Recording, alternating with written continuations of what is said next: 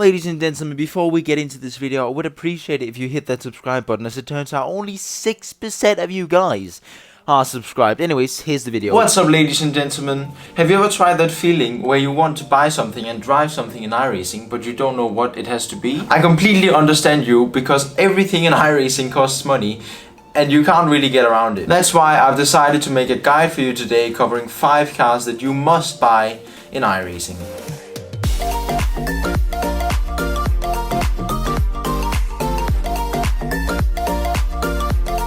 We're gonna start out our list in the realms of the open wheel cars, as in third place I've decided to put the Dallara Formula 3 car.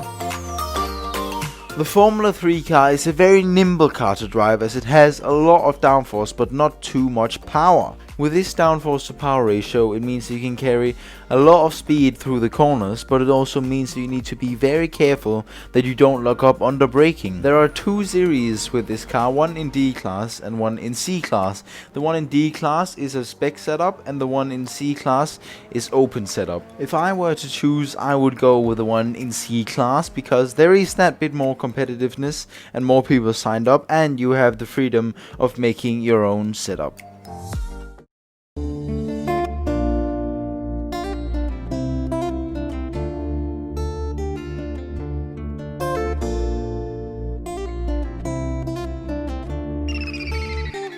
Next up on my list is the challenging Porsche GT3 Cup car racing in the Porsche Cup series. This car is a real pleasure to drive, but it's not easy. Since it is a cup car, traction control and ABS are far gone from this car, which makes you far more likely to spin the tires on the exit of a corner or lock up like crazy into a corner, run deep and ruin your race. Even though this car is tremendously hard to drive, it is still a pretty popular car, as the pinnacle of the iRacing Road Series, the Porsche Sport Super Cup, is ran in this series every couple of weeks or so. But if you want competitive racing in the official races, you'll have to get up into the higher splits, if not just the top split. Anyways, if you are the guy who wants to drive a car that is hard to fight, you have to be so careful not locking up on the braking, and you need to manage your throttle so badly on exit so you don't spin your rear tires.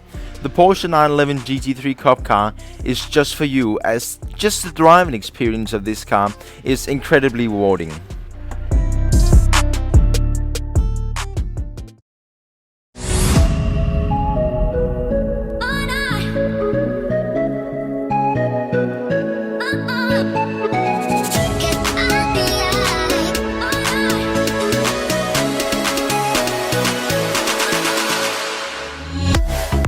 Our next car on the list is not only one car, but I've chosen 2 cars, but they're in the same class. One of them is the Audi GT3 car and the other one is the Mercedes GT3 car. Why?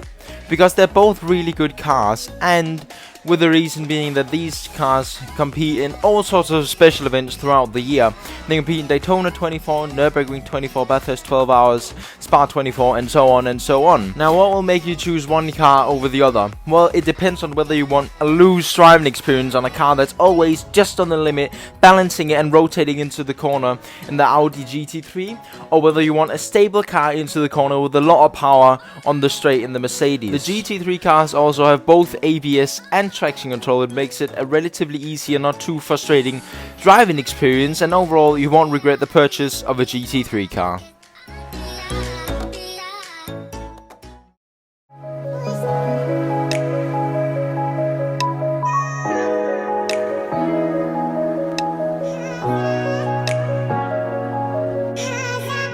My fourth and penultimate choice of this list goes to the Ferrari 488 GTE car, as it is overall a pretty amazing car. It competes in ILMS, IMSA, as well as multiple special events during the year, such as Daytona 24, Le Mans 24 and Petit Le Mans coming up this weekend. Now, what will make you choose this car over any of the other GTE cars? Well, not a lot really. Now, if you want a chance to have the fastest car at all times, it really depends on the BOP, and I would just go ahead and buy all of the GTE cars, but it's not everyone who has money for that. But the reason I've gone with exactly the Ferrari is because I feel like it's relatively easy to drive. So if you're new to this class, you don't come into the hardest car, such as the Ford or something. You come into a relatively stable car that's also relatively easy on throttle with the traction control that it has, and it looks amazing. Now granted, this car with a low downforce setup starts to become really unstable, but it is really quick in a straight line. So it is good at a track like Le Mans, but it is really hard. Anyways, Ferrari 488, my choice of the GT class and the fourth car on this list.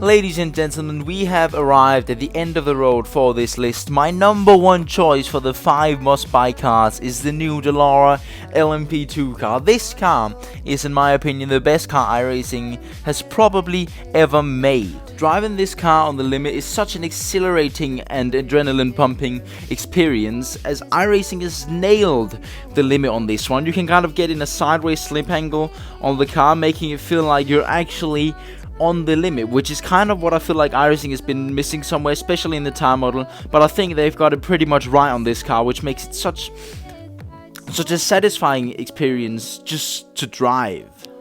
The new LMP2 car has replaced the old HPD and the old DP car in the IMSA and ILMS series, and will be competing in Daytona 24 Hours next year, as well as the 24 Hours of Le Mans. If there's one car that you absolutely have to buy in iRacing, this is the car. I'm gonna go as far as to say you're gonna regret not buying this car, because you're missing out on such a complete deal and such an amazing car. You're not gonna regret it. Anyways, ladies and gentlemen, that is it for this video. Top 5 cars that you must buy in iRacing. Remember to get yourself subscribed if you want more content like this, and like the video. I hope you all enjoyed this, and I'll see you all in the next one. Bye bye, guys.